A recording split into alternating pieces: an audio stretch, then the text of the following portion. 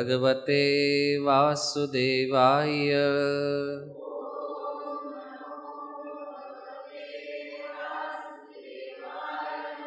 ઓમ નમો ભગવતે વાસુદેવાય.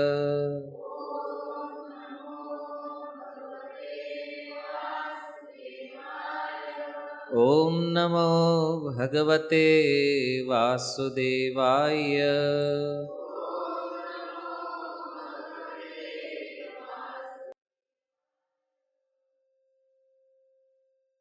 હરે કૃષ્ણ. શ્રીમદ ભગવદ્ ગીતા અધ્યાય 2 શ્લોક ક્રમાંક 17. અવિનાશી તુ તદ્વિદ્ધિ યેન સર્વમિદં તતમ વિનાશમ અવ્યયસ્યાસ્ય ન કશ્ચિત કર્તુમર્હતિ. અવિનાશી તુ તદ્વિદ્ધિ યેન સર્વમિદં તતમ વિનાશમ અવ્યયસ્યાસ્ય ન કશ્ચિત કર્તુમર્હતિ. અવિનાશી તુ તદ્વિદ્ધિ યેન સર્વમિદં તતમ વિનાશમ અવ્યયસ્યાસ્ય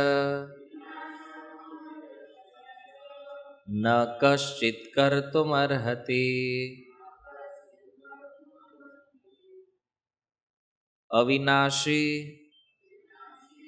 નાશ રહિત તો પરંતુ તત તે વિધિ જાણ યેન જેના વડે સર્વમ સંપૂર્ણ શરીર ઇદમ આ તતમ વ્યાપ્ત વિનાશમ નાશ અવ્યયસ્ય અવિનાશીનો અસ્ય આનો ન કશ્ચિત કોઈ નહીં કર્તુમ કરવા માટે અર્હતિ સમર્થ છે.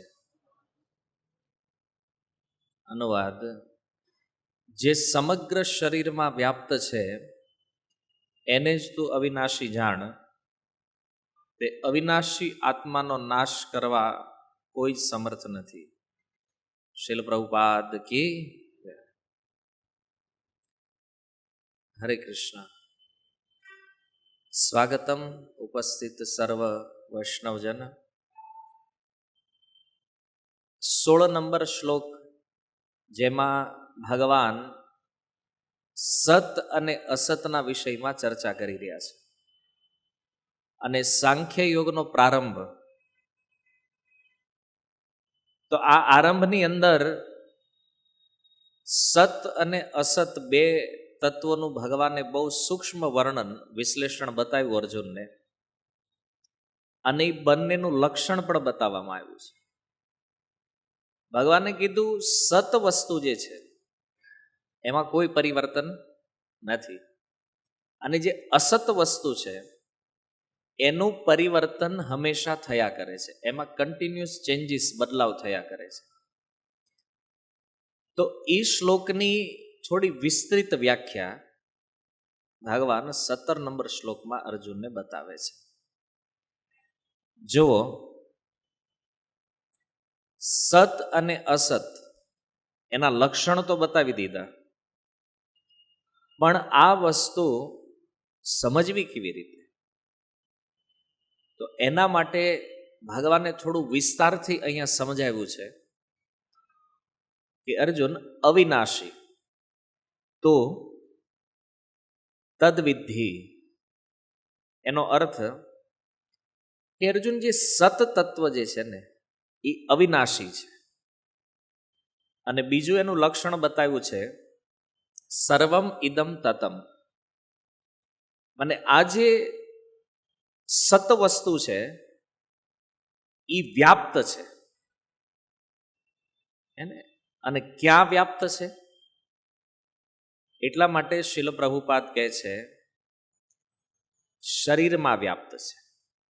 જ્યારે આનો અર્થ અમુક લોકો શું કરે છે કે આત્મા જે છે એ સર્વવ્યાપી છે.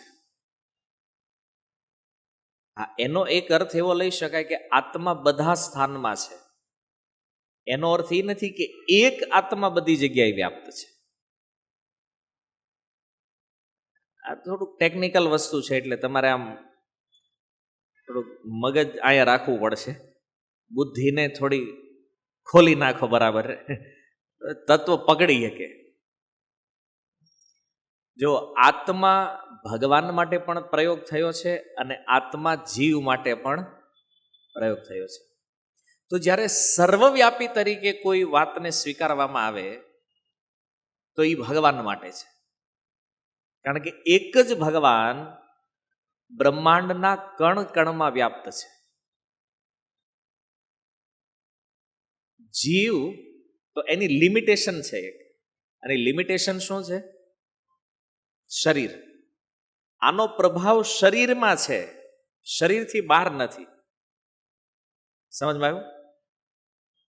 તો કોઈ પણ શરીર જે છે એમાં એ વ્યાપ્ત છે, અને એ શરીરોમાં વ્યાપ્ત એની જે ચેતના છે એના દ્વારા આપણે સમજી શકીએ કે આમાં આત્મા છે કે નથી. એક વિષય વિચારો, આજકાલ ઘણા લોકોનું કહેવું એવું છે કે આત્મા જેવું કાંઈ હોતું નથી, અને આત્મા છે જ નહીં. અમુક તો એ કહે આત્મા ક્યાં છે, એ કે બતાવો. એક ડોક્ટરે ચેલેન્જ આપી હતી ફેસબુકમાં કે જો કોઈ આત્મા સિદ્ધ કરી દે તો એને 1 કરોડનું ઇનામ મળશે અમારા તરફથી. એને સિદ્ધ શું કરવાનો છે ભાઈ? આત્મા છે એનો અનુભવ આ કાંઈ બહુ મોટી અઘરી વસ્તુ નથી, કે આ કાંઈ બહુ મોટો અઘરો વિષય નથી. પણ ક્યારેક ક્યારેક વ્યક્તિને એવું લાગે ને કે આપણે બહુ બુદ્ધિમાન છીએ, ત્યારે શું કરે, જે સરળ વસ્તુ છે ને એને અઘરી કરી નાખે. એને આપણે પેઢીઓથી પાણીને પાણી કહેતા આવ્યા છે, અને પાણીનો ઉપયોગ છે એને પીવાનો, બરાબર. હવે તમે એને કહો કે નહીં આનું અમે નવું નામ આપશું, શું? H2O. એને પાણી જ કહેવાય, પણ તમે ગામડામાં જઈને કોઈને એમ કહો ભાઈ H2O આપો ને થોડું, તો એ તો બિચારો સમજશે નહીં કે આના માગે જ હું આ. એને તમને તરસ લાગી હોય ત્યારે તમે એનું વૈજ્ઞાનિક નામ તમારી બુદ્ધિ ક્ષમતાથી ગમે એટલું તમે પ્રસ્તુત કરો. હવે તમે H2O કહો કે પાણી, પાણી પાણી છે, હે ને? એમાં આત્મા આત્મા છે, એમાં કોઈ સંશય નથી. પણ હવે શું થયું કે નહીં, આપણે કંઈક નવું આપીએ, એટલે લોકોએ એક નવો મત આપી દો, ભાઈ આત્મા જેવી કોઈ વસ્તુ હોતી નથી. તો ભાઈ આત્મા નથી એવું ખાલી કોઈ કહી દે તો એનું કોઈ એને પ્રમાણે હોવું જોઈએ ને કે ભાઈ આત્મા નથી એવું તમે કયા આધાર ઉપર કહો છો? એટલે એનો સૌથી પહેલો ઉત્તર શું આવશે? જોયો કોઈ? તમે જોયો છે આત્માને ક્યારે? નથી જોયો. તો તમે કેવી રીતે માનો છો કે આત્મા છે? સીધો તર્કી છે ને. તો એના માટે શાસ્ત્રમાં પ્રમાણ છે. આત્માની જે સાઈઝ ઉપનિષદોમાં જે પ્રભુપાદ જે 2 શ્લોક કોટ આપ્યા છે, ઉપનિષદો કહે છે વાળના અગ્રભાગના 10,000માં ભાગ જેટલી સાઈઝ કોની છે? આત્માની છે. એટલો સૂક્ષ્મ છે આત્મા. તો તમે પરમાણુ જોયા છે ક્યારે? અણુ જોયા છે? નથી જોયા. તો માનો છો ને છે એમ. આત્મા જે છે એને આપણે ભલે નથી જોયો, પણ આપણે નથી જોયો મતલબ એવું નથી કે એ ન હોય. એ તો સિમ્પલ એક્ઝામ્પલ છે. બુદ્ધિને જોઈશ કોઈ? છે કે નથી? છે. સિમ્પલ વસ્તુ છે. હવાને જોઈ છે? છે કે નથી? છે. તમે ભારત સિવાય કોઈ બીજો દેશ જોયો છે? નથી જોયો? મતલબ જે નથી ગયા ફોરેન એના માટે નથી જોયો છે કે નહીં? દુનિયામાં ઘણી બધી વસ્તુ એવી છે જેને આપણે જોઈ નથી, છતાં એનું અસ્તિત્વ છે. અચ્છા, તો જે દેખાતું નથી એના અસ્તિત્વનો સ્વીકાર કેવી રીતે થાય? હવે છે એ વસ્તુ તો એક માન્યતા થઈ ગઈ, પણ એનો સ્વીકાર આપણે શા માટે કરીએ છીએ? તમે હવા છે એ હું કામ માનો છો? અનુભવ, એને એક્સપિરિયન્સ છે ભાઈ. થોડીક સ્પીડ વધી જાય તો ખબર પડે કે આ છે, ભલે દેખાય નહીં પણ અનુભવાય છે ને. બુદ્ધિ, કાંઈક ડિસિઝન લેવું હોય ત્યારે આપણે નિર્ણય લઈએ છીએ એના દ્વારા. વિચાર કરવો હોય તો મન દ્વારા વિચાર થાય. તો આપણને ખબર છે કે મન અને બુદ્ધિ બે અલગ છે કે એક છે? એ ખબર નથી, પણ વિચાર કરે એ મન અને ડિસિઝન લે છે એ બુદ્ધિ છે. અનુભવાયું છે. એવી રીતે આત્મા પણ છે એ કોઈ માન્યતા નથી, એ અનુભવાયેલો વિષય છે, હે ને? એ અનુભવમાં આવેલી વસ્તુ છે. અને અનુભવ શું કહે છે? આત્મા છે. કેવી રીતે?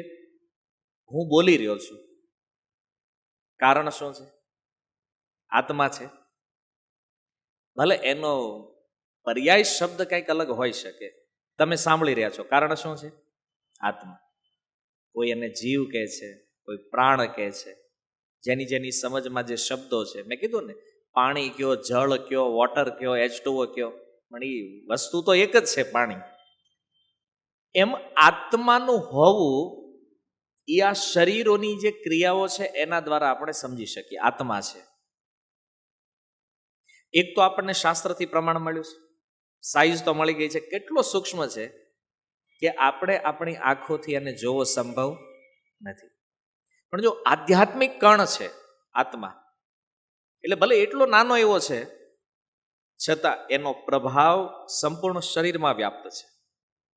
માથાના વાળથી લઈ અને પગના તળિયા સુધી આ શરીરમાં એનો પ્રભાવ છે. અને એ પ્રભાવને આપણે શું કહીએ છીએ? ચેતના. હે ને? જેવી રીતે સૂર્ય એક સ્થાનમાં સ્થિત છે, એક જગ્યા ઉપર છે, પણ એ સૂર્યનો જે પ્રકાશ જે છે તો એની એક રેન્જ હોય છે ને. સૂર્ય કે તમે કોઈ એક લાઇટ લઈ લ્યો, લાઇટ તમે ચાલુ કરો છો, એના પ્રકાશની એક રેન્જ હોય છે, ત્યાં સુધી એનું લાઇટ જાય. એવી રીતે આત્મા જે છે, તો આત્માનો જે પ્રકાશ, તો એની રેન્જ કેટલી છે? શરીર. આ આત્મા જે શરીરમાં હોય એ શરીરમાં એની ચેતનાનો અનુભવ થઈ શકે. અને એ ચેતનાના કારણે આપણે સ્વીકારવું પડે કે આત્મા છે. હવે આને આપણે એકદમ સિમ્પલ એક્ઝામ્પલમાં લઈ જઈએ. આ તો વિજ્ઞાનની ભાષા થઈ ગઈ. સરળ એ છે કે તમે ગામડે ગયા હોય અને ખુલ્લા રસ્તા ઉપર તમે ચાલતા ચાલતા નીકળ્યા હોય અને એમાં તમને કાંટો વાગે. કાંટાનો અનુભવ છે ને? હા, એ છે બધાને. તો તમને પગમાં કાંટો વાગે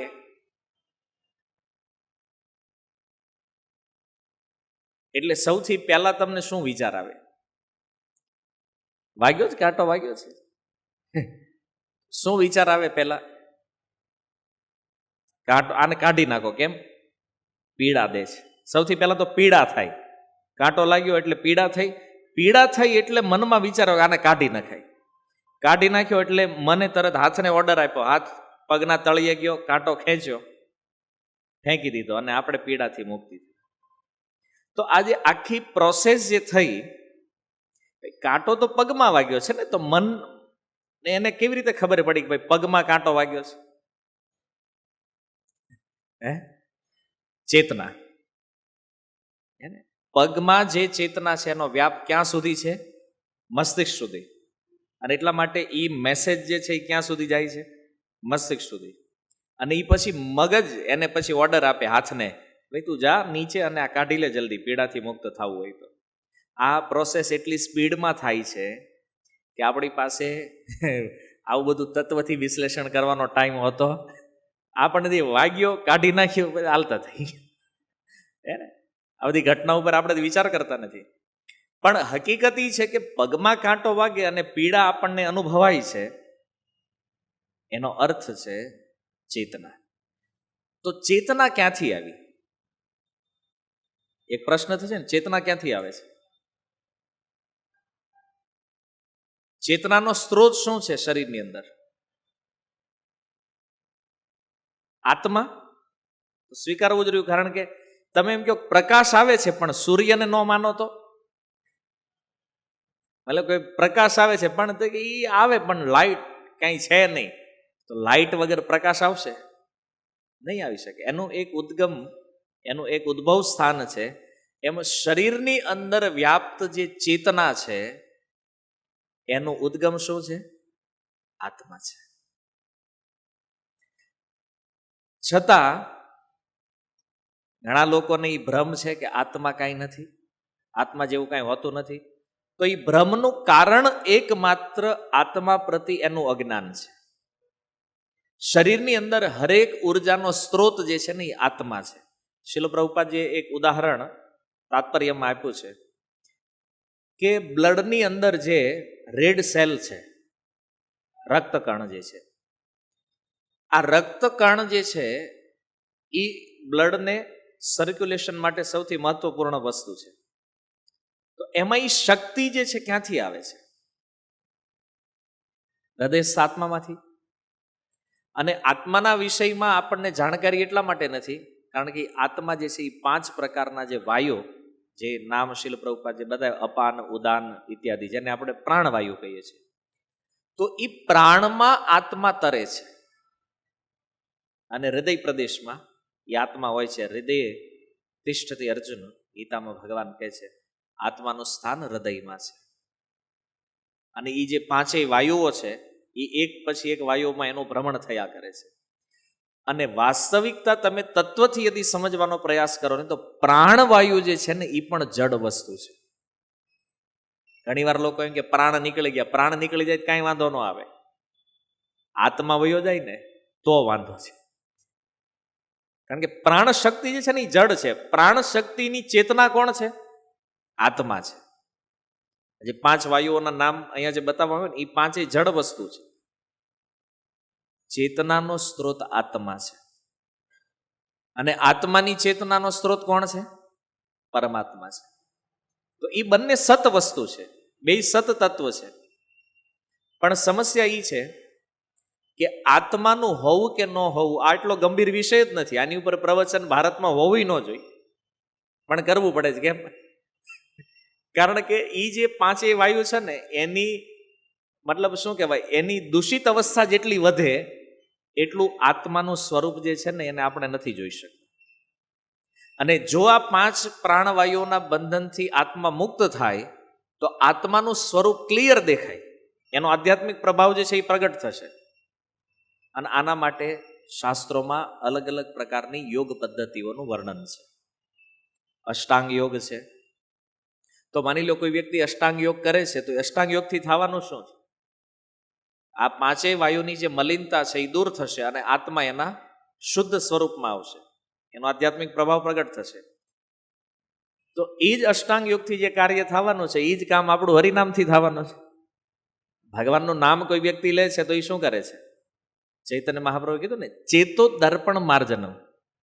આ ચિત્ત જે દૂષિત થયું છે, આ હરિનામ જે છે એને શુદ્ધ કરશે. અને જેવું ચિત્ત શુદ્ધ થશે તો આત્માનો પ્રભાવ આપને આપ પ્રગટ થઈ જશે. તો જો વિષય સમજવાનો છે કે આત્મા આ 5 પ્રાણમાં હંમેશા તરતો હોય, કારણ કે એટલો સૂક્ષ્મ કણ છે અને આ 5 વાયુ છે. અને એ જ ચેતના આખા શરીરમાં આ વાયુના માધ્યમથી જ બધું અપડાઉન જે થાય છે, બ્લડ સર્ક્યુલેશન ઇત્યાદિ, આ બધાનું કારણ આ 5 વાયુઓ છે. તો તમે વિચાર કરો કે કોઈ વ્યક્તિ યદિ આત્માનો અસ્વીકાર કરી દે તો પછી એક પ્રશ્ન ઊભો થાય, તો આ શરીરો ચાલે જ કેવી રીતે? આપણે બોલીએ છીએ, સાંભળીએ છીએ, કાર્ય કરીએ છીએ, આ બધી જે ઉર્જા છે આનો સ્ત્રોત શું છે? આત્મા છે. આત્માને તો આપણે માનતા નથી. આત્માનો આપણે સ્વીકાર નથી કરતા ભાઈ. તો ચાલો હવે આનો ઉત્તર શું છે એ કયો મને. આત્માને તો કેન્સલ કરી નાખ્યો છે જ નહીં. તો શરીરોનું ચાલવું, બોલવું, ક્રિયા કરવી, આનું કારણ કોણ છે? કોણ કરે છે? તો પછી ત્યાં પાછો ઉત્તર બંધ થઈ જાય કે એ ખબર નથી પણ આત્મા નથી. કારણ કે એક હોય ને, આપણે જે મતને માનતા હોય, આપણા મનમાં જે વિચાર હોય, આપણે નક્કી હોય આને જ વળગેલું રહેવું. હવે આત્મા છે નહીં. જો આ કોઈ અઘરું છે? સજીવ કે નિર્જીવની વચ્ચે તફાવત કરવો કોઈ અઘરી વસ્તુ છે? આ થાંભલો જે છે એ સજીવ છે કે નિર્જીવ છે? નિર્જીવ છે.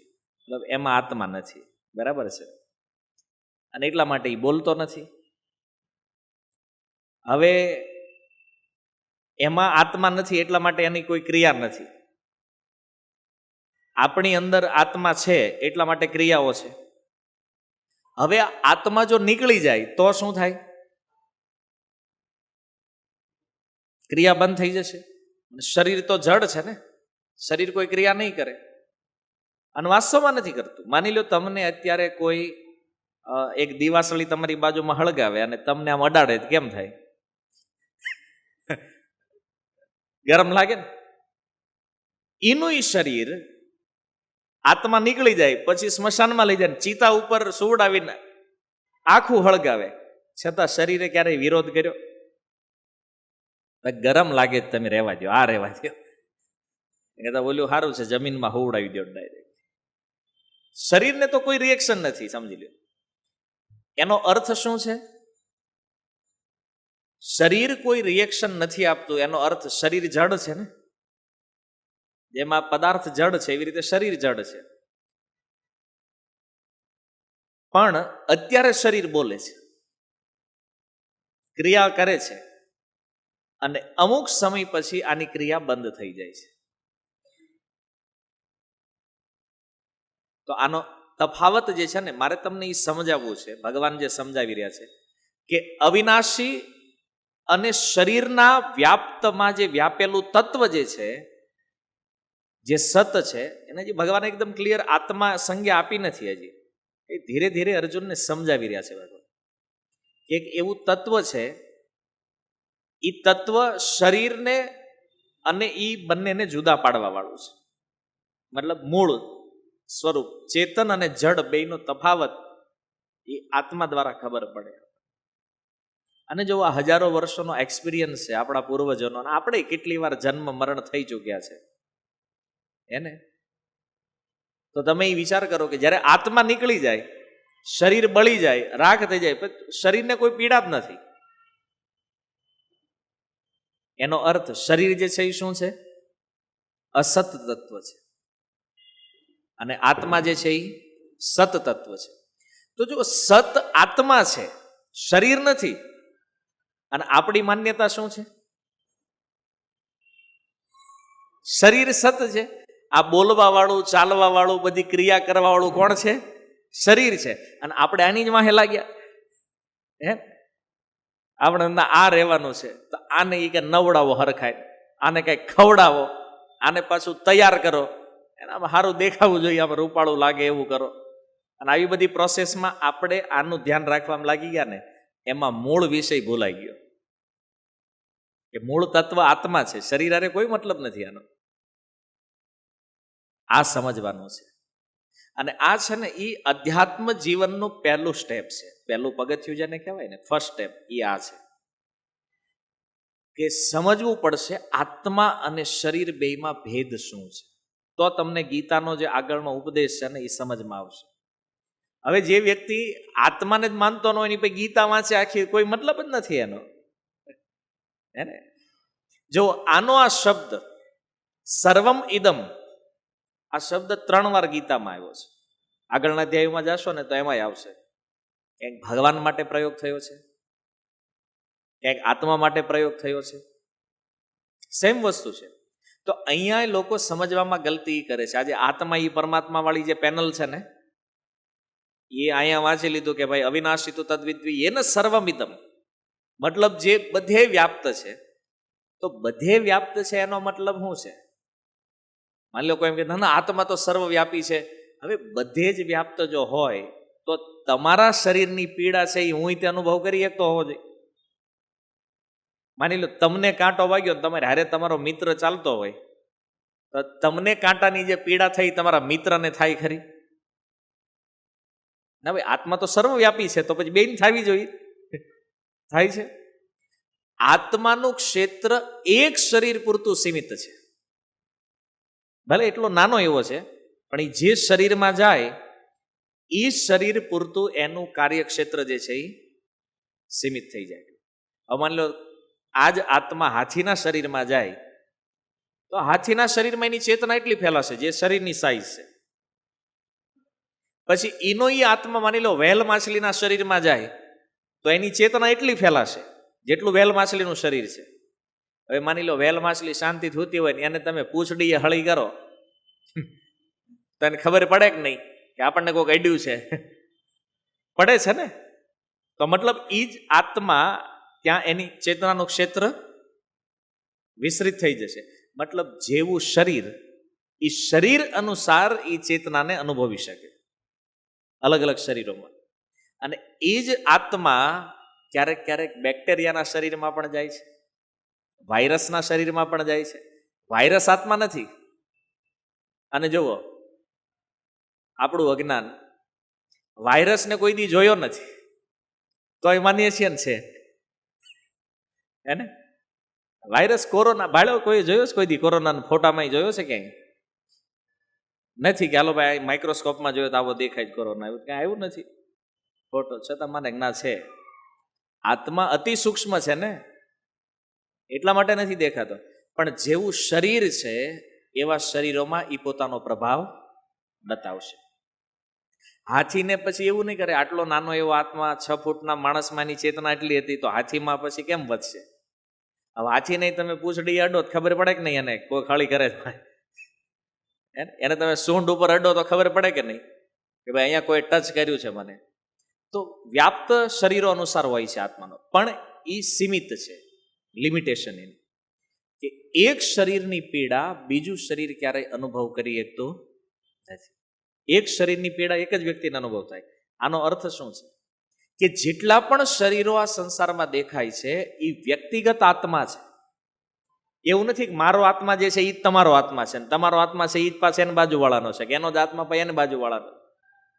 બધા આત્માનું સ્વરૂપ એક સમાન છે, ક્ષમતા એક સમાન છે, પણ છતાં હરેક જીવ એક વ્યક્તિગત આત્મા છે. આની ખબર કેમ પડે? કારણ કે એક એક શરીરો ચાલે છે. માની લો 2 4 વ્હીલ જાતી હોય, આ એકદમ સરળ એક્ઝામ્પલ છે ભાઈ, આ નો સમજો ને તો એનથી નીચેનું મારી પાસે કાંઈ નથી. પછી માની લો 2 4 વ્હીલ એક સાથે જાય અને તમે એમ કહો ના એક જ ડ્રાઈવર છે, હાલે? 2 ગાડી જઈ રહી છે એનો મતલબ ડ્રાઈવર કેટલા છે? 2. એમ લાખો શરીર, અનંત શરીરો કાર્ય કરી રહ્યા છે એનો મતલબ છે આત્મા કેટલા છે? અનંત છે. પછી એવું ન કે ના ના આ શરીરનો આત્મા જ આ શરીર ચલાવે ને એ જ પાછું આ બધા આત્મા એક જ છે. નહીં, સ્વરૂપ એક છે. બધા જેટલા છે ને એ બધા વાળના અગ્રભાગના 10,000માં ભાગ જેવડી જ સાઈઝ છે બધા આત્માઓની. હાથીના શરીરમાં હોય એ આત્મા પણ સેમ સાઈઝ છે. મનુષ્યના શરીરમાં કીડી, બેક્ટેરિયા, વાયરસ, વનસ્પતિ, હરેક શરીરોના આત્માની સાઈઝ એક હરખી છે.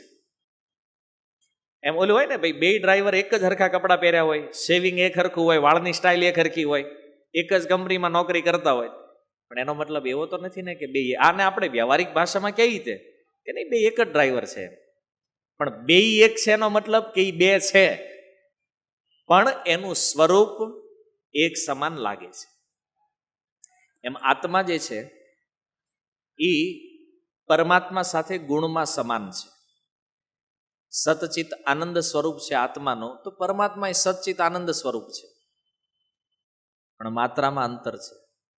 એને ભગવાન વિભુ છે અને આત્મા અણુ છે.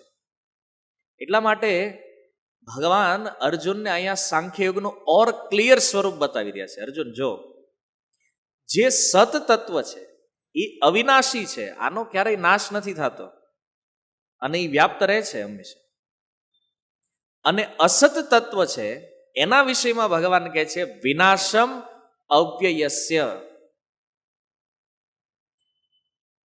જે અસત તત્વ છે તો એનો તો વિનાશ થશે, અને સત અવ્યય છે એ ક્યારેય નાશ નથી થવાનો, અવિનાશી તત્વ છે.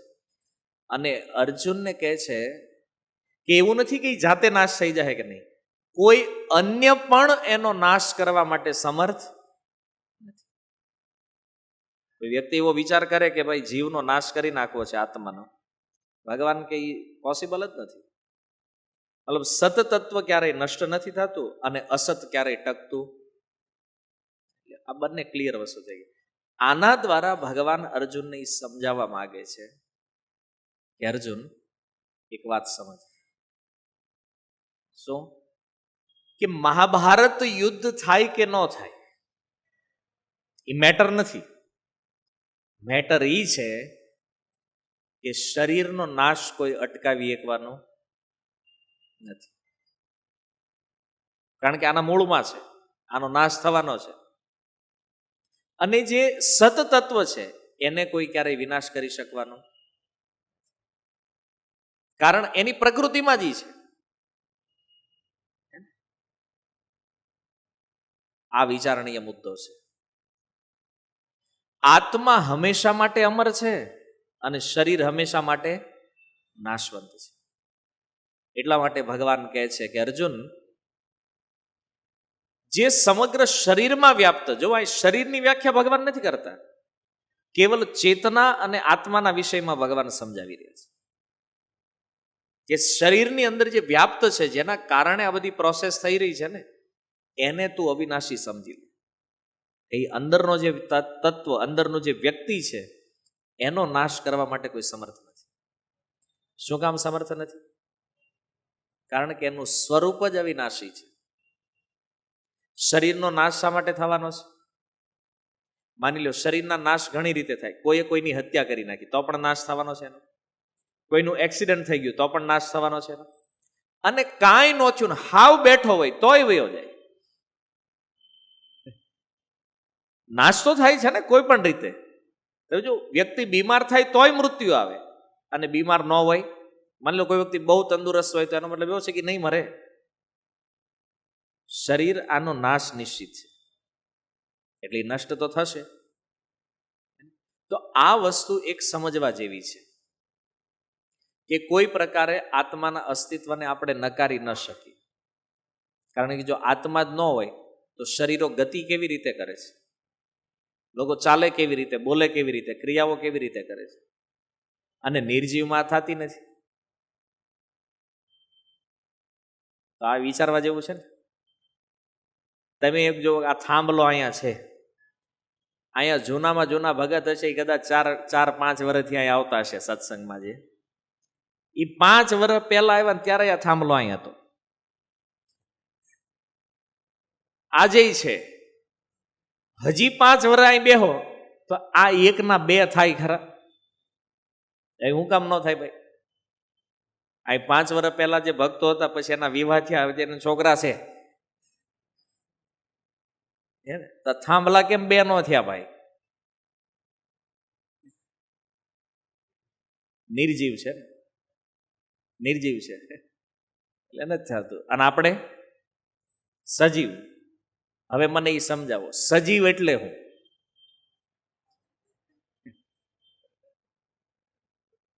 સજીવ કોને કહેવાય? જેમાં આત્મા છે. હું હમણાં થોડાક સમય પહેલા કથામાં ગયો હતો બિહાર. એક વ્યક્તિ મને મળ્યા, મને કે થોડીક ચર્ચા કરવી છે આપણે. કરો. તો એ કે હું ભગવાનમાં નથી માનતો. સારું, એમાં શું વાંધો છે? તમારી ઈચ્છા, માનો કે ન માનો. તો કે નહીં, હું જીવને નથી માનતો.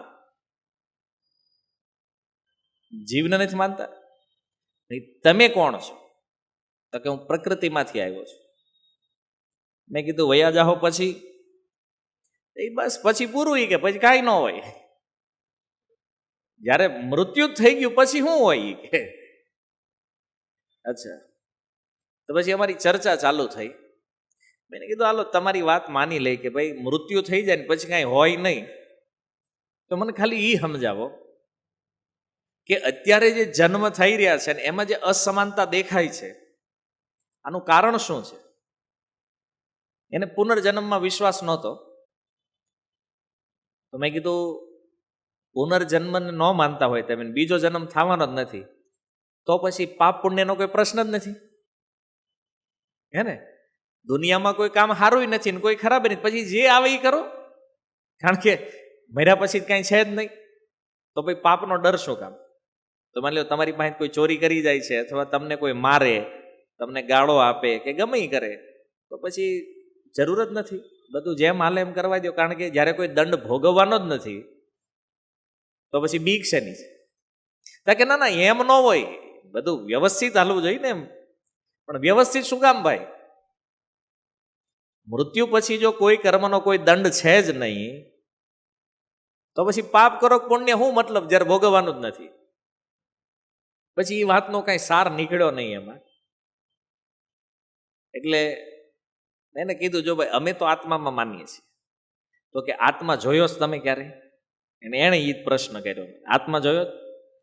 મેં કીધું જોયું તો આપણે દુનિયામાં ઘણું બધું નથી, ન હોય એવું જ ન હોય. એ તમે અમેરિકા ગયા કોઈ દીધા કે ના, તો ન હોય.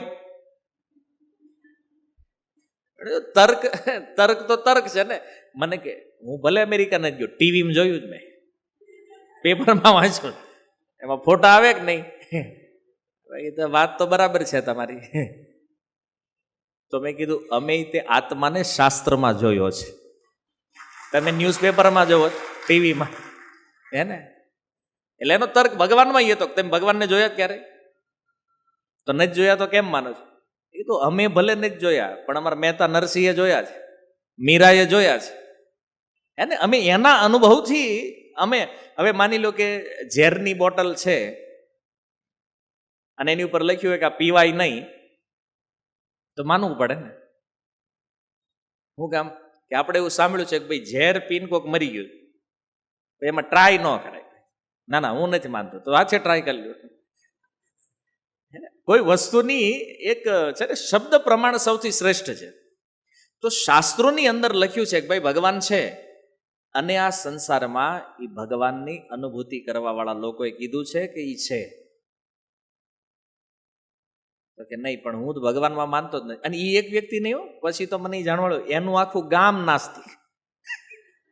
આખા ગામમાં એવો કોઈ માણસ જ નહીં કે જે ભગવાનમાં માનતો હોય. એટલે મેં પૂછ્યું આ આટલા બધા નાસ્તિક આખું ગામ થઈ ગયાનું કારણ હું? તો કે અમારા બિહારમાં કોઈ એક નાણાં મંત્રી હતા પહેલા, અને એણે એ કે આ ચાલુ કર્યું, જે દેખાય ને એને માનવાનું જ નહીં. એટલે કે માનવતા મોટો ધર્મ, પણ આમ રેડી માણસ, તમે એની ચર્ચા કરો તો બધું સાંભળે, તર્ક આપે, એમ બધું રેડી. એટલે પછી વાત આવી આની ઉપર જ, હાલો ભાઈ ભગવાનમાં તો તમે નથી જોયા તો નથી માનતા, પણ અમે માનીએ છીએ કારણ કે અમારી પાસે એક્સપિરિયન્સ છે મહેતા નરસિંહનો. એણે કીધું કે અમે જોયા છે, શાસ્ત્ર કે છે ભગવાન છે. મેં કીધું કોઈ પણ ક્રિએશન હોય તો એનો કોઈ ક્રિએટર તો હોય જ ને, અપને આપ તો બનતું નથી કોઈ વસ્તુ. એટલે એ બધું ચાલે, આમ જ હાલે ઓટોમેટિક. અને વિજ્ઞાનનો પૂરો ચાહક વ્યક્તિ, એટલે એને તો કીધું ભાઈ આ બધું ધડમાકો થયો ને થઈ ગયું, આમ કેમિકલમાંથી જીવન નીકળ્યું ને આવી બધી વાતો એને કરી બધી. એટલે જીવનની વાત આવી એટલે મને પૂછ્યું, મેં કીધું તો આજે શરીરો હાલચાલ કરે છે, હું બોલું છું, તમે સાંભળો છો, તો આનું કારણ શું છે? હવે એને વિચાર થયો કે આનો શું જવાબ દેવો, આત્માને જ માનતા નથી. એને ઈ કે જીવ, હાલો ને જીવ. કીધું જીવ એટલે હું? તો મને કે જો આ દિવાલ છે ને એ નિર્જીવ, આપણે સજીવ. એ પણ એનું કંઈક તારણ હશે ને, દિવાલ નિર્જીવ કેમ છે ને આપણે સજીવ કેમ? એ એક વસ્તુ વિચારવા જેવી ને. મને આ બેન્ચ અહીંયા પડી છે, આ નિર્જીવ છે અને આપણે સજીવ છીએ, બરાબર? તો કેમ? આનું કારણ શું છે? તો નિર્જીવનો અર્થ શું થાય? જેમાં જીવ નથી. અને સજીવનો અર્થ શું છે? જેમાં જીવ છે. મેં કીધું આ જીવને જ સંસ્કૃતમાં આત્મા કહેવામાં આવે. પછી વૈયા ગયા ઉપાથી. કોઈ ઉત્તર જ્યારે નહીં હોય આવા લોકો પાસે, ખાલી કોઈ કહી દે કે ભાઈ મારું આવું માનવું છે કે હું આ માનું છું, ભાઈ તમારી માન્યતાઓનો શું આધાર છે? પણ જે પ્રેક્ટિકલ દેખાઈ રહ્યું છે, હવે તમે જો અમુક ધર્મો એવા છે પૃથ્વી ઉપર, એનું કેવું છે ખાલી મનુષ્યમાં જ આત્મા છે, પશુઓમાં નથી. સમજ્યા? મનુષ્યમાં આત્મા છે, પશુમાં નથી. તમે કીધા કૂતરા રોડે દોડે જેને હું કે અંદર બેટરી ફિટ કરી છે ભાઈ, કે ક્યાંયથી આમ ચાવી બરાબર તો એ 5-7 કિલોમીટર દોડે, ભાઈ પાછું આવીને ક્યાંક ઊભું રહી જાય. એને મનુષ્ય જેમ સંતાનોને જન્મ આપે છે તો પ્રાણીઓ આપી રહ્યા છે ને. અને આવા મતને પ્રચલિત કરી અને એ પાછા શું કહે છે ખબર? તો આને મારીને ખાવી, કે આમાં ક્યાં આત્મા છે? હવે તમે એને મારો છો તો એમાંથી લોહી નીકળે છે, બિચારું દુઃખી થાય છે, આમે જોવો છો, મતલબ જીવ છે ને. તો આવા મત દુનિયામાં ચાલે છે, બોલો. અને એ પાછા ધર્મ ગુરુઓ છે મોટા, એમ કે છે પશુઓમાં જીવ નથી. અરે ભાઈ, પશુ હલનચલન કરે છે, બોલે છે, પોતાની સુરક્ષા કરે છે, હે ને? તો જડ અને જીવ વચ્ચેનો તફાવત બહુ સિમ્પલ છે.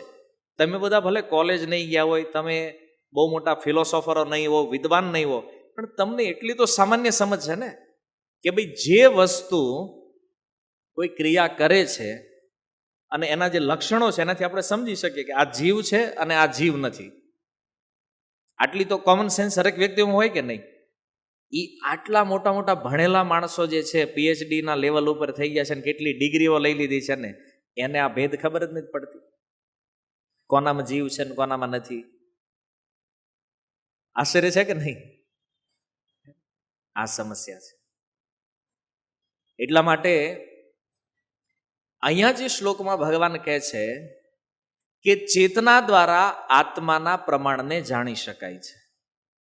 તડકો છે એનો મતલબ આકાશમાં સૂર્ય છે, એમ ચેતના છે એનો અર્થ કે શરીરમાં આત્મા છે.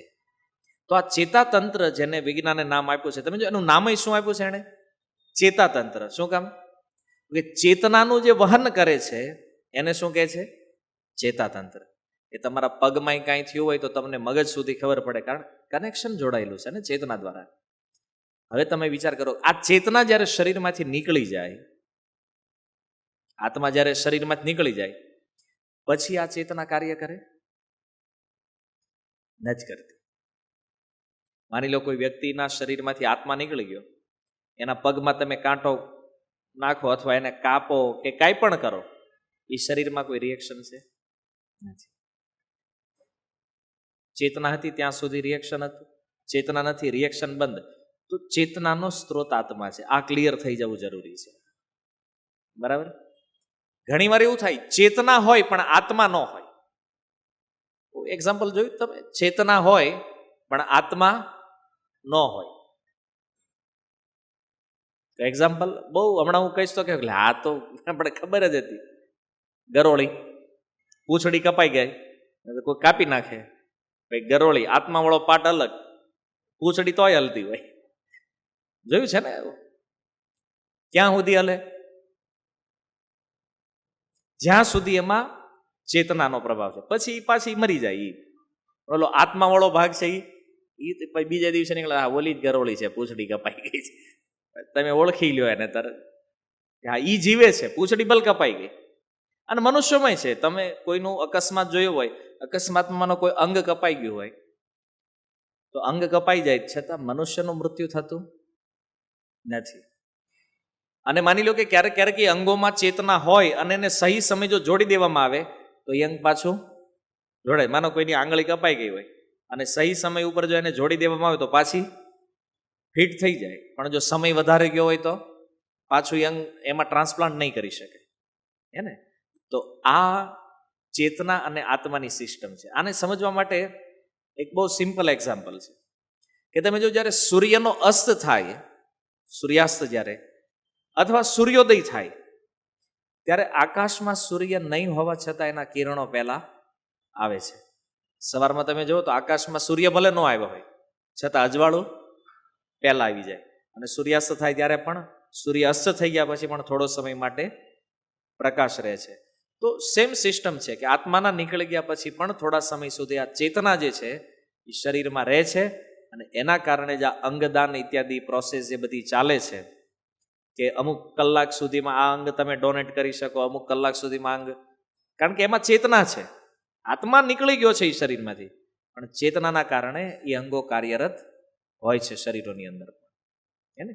તો આ ચેતના એક બહુ મોટો વિષય છે, અને જેના વિષયમાં આપણે અભ્યાસ નથી કરતા, અને એટલા માટે આત્માના હોવા નહીં હોવા પર સંશય થાય. પછી માની લો આટલું તો કોઈને કહી દઈ તો વળી એક પ્રશ્ન આમાં નીકળે, જે પ્રભુપાદે અહીંયા લખ્યું ને કે ભાઈ આત્મા જે છે એ હૃદય પ્રદેશમાં રહે છે, તો ગીતા દ્વારા સિદ્ધ તથ્ય છે. તો પ્રશ્ન એ ઉઠ્યો કે ભાઈ હૃદય બદલે ત્યારે આત્મા ક્યાં જાય પાછો? તર્ક તો તર્ક છે ને, એની તો કોઈ લિમિટ નથી. તો કોઈનું હાર્ટ ટ્રાન્સપ્લાન્ટ જ્યારે થાય ત્યારે આત્મા ક્યાં જાય છે? તો જો આત્મા હૃદયમાં રહે છે એનો અર્થ એ નથી કે હૃદય જ્યાં છે ત્યાં જ આત્મા છે. સિમ્પલ ભાષામાં તમને કહું તો હૃદય જે છે ને એ આત્માનું સ્થાન છે બેસવાનું. હવે હૃદય ન હોય તો માણસ ગમે ત્યાં બેહીએ કે ને. માની લો તમે અહીંયા આવીને ખુરશી ઉપર બેહતા હોય, ખુરશી ન હોય તો તમે ગમે ત્યાં બેસી જાઓ બીજે ભાઈ, એમાં કઈ એવું થોડી છે ખુરશી, પણ ખુરશી તમારું મૂળ સ્થાન છે. હર શુક્રવારે તમે એ જ ખુરશી ઉપર બેહો છો, પણ એ ખુરશી ન હોય તો ભાઈ ક્યાંક હેઠે બેસી જાઓ તમે ભાઈ એક દી. એને એવી રીતે જ્યારે કોઈનું હાર્ટ ટ્રાન્સપ્લાન્ટ કરવામાં આવે છે ત્યારે આત્મા થોડા સમય સુધી ગમે, આવી તો સૂક્ષ્મ છે ને, વાયુરૂપ છે, તો એ તો ક્યાંય પણ શરીરની બહાર પાછું જેવું બીજું હૃદય આવે એટલે એમાં બેસી જાય પાછું. તો હૃદય સ્થાન છે આત્માનું. એવું નથી કે હૃદય કાઢી લીધું આત્મા નીકળી ગયો એમાંથી. આનું સિમ્પલ એક્ઝામ્પલ એ છે કે માની લો તમારી ગાડી જે છે 4-વ્હીલર લઈને તમે ગેરેજમાં ગયા અને તમારી ગાડી ખરાબ થઈ ગઈ છે, અને તમારે એમાં માની લો કે ડ્રાઈવર સીટ જે છે ને એ જ ચેન્જ કરવાની છે જ્યાં તમે બેહો છો એ. તો જ્યાં સુધી સીટ ન બદલાય ત્યાં સુધી તમે શું કરો? ત્યાં કંઈક ઓલું લોખંડનું ચોરસ પડ્યું હોય ગમે ટેબલ હોય એની ઉપર જઈને બેહવાના, અને જેવી સીટ નાખી દે પછી પાછા નવી સીટ ઉપર બેહીને ગાડી લઈને વયા જાવ છો ને.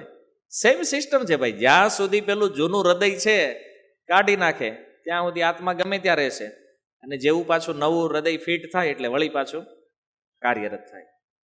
પણ એ હૃદયનું કાર્ય પણ આત્માના ઉપર આધારિત છે. હવે માની લો કોઈનું મૃત્યુ થઈ ગયું છે, હાર્ટ એટેક કોઈને આવ્યો ને મરી ગયો માણસ, પછી એનું હૃદય તમે બદલી નાખો તો એ જીવતો થાય ખરો? હૃદય તમે ત્યારે જ બદલી શકો જ્યારે માણસ જીવિત હોય. જેનું મૃત્યુ થઈ ગયું છે એના શરીરના બધા અંગ બદલી નાખો છતાં એને ક્યારેય જીવિત કરી શકાય થાય જીવતો? માનો ને કિડની બદલી નાખો, લીવર બદલી નાખો, ફેફસા બદલી નાખો, હૃદય બદલી નાખો, મગજ બદલી નાખો, આટલી ટેકનોલોજી નથી આવી, પણ બધું બદલી નાખો છતાં એ મૃત્યુ પામેલા વ્યક્તિને ફરીથી જીવિત કરી શકાય નહીં.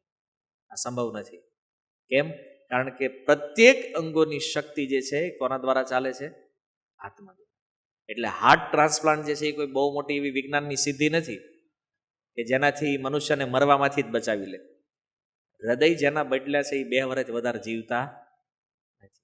કોઈ ભાગશાળી હોય, થોડુંક લાંબુ જીવી ગયું હોય, કે આનો કોઈ લાંબો ટાઈમ પિરિયડ નથી. એ તમે થોડું ટેમ્પરરી એને કાર્ય આપી શકો, પણ એનો મતલબ એવો નથી કે તમે જીવાડી શકશો મનુષ્ય. તો જ પછી જેટલા મરી ગયા હાર્ટ એટેકથી એના બધાના બદલી જ નખાય ને હૃદયભાઈ.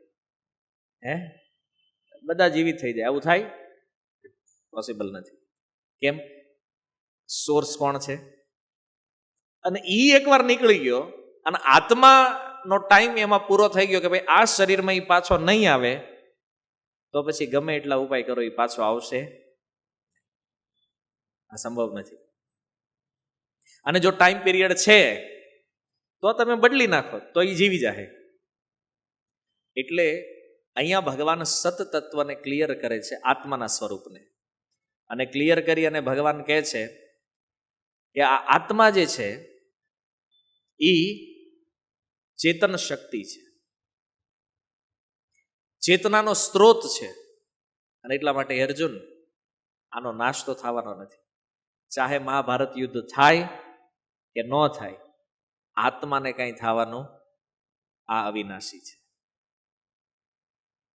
એટલા માટે તું જે વિચાર કરે છો કે જો યુદ્ધ થશે અને મૃત્યુ થશે તો આ આત્મા જે છે એ તો ક્યારેય મરતો નથી. તો કોનું મૃત્યુ થવાનું છે? શરીરનું. અને આ શરીર શું છે એ આપણને નેક્સ્ટ શ્લોકમાં ભગવાન સમજાવશે. હવે આત્માને તો સમજી લીધો સત, તો સત સમજ્યા છીએ ને તો અસતને પણ સમજવું જરૂરી છે, નહીતર સત ખબર નહીં પડે. હવે ભગવાન નેક્સ્ટ શ્લોકમાં સમજાવશે કે શરીર શું છે, એના લક્ષણો શું છે, અને એનો સાર જ નીકળવાનો છે કે આ હંમેશા નાશવંત છે.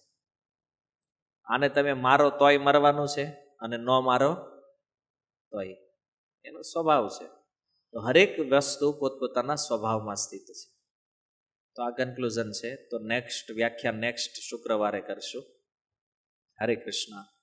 શીલ પ્રભુપાદ કી નિતાઈ ગૌર પ્રેમાનંદે.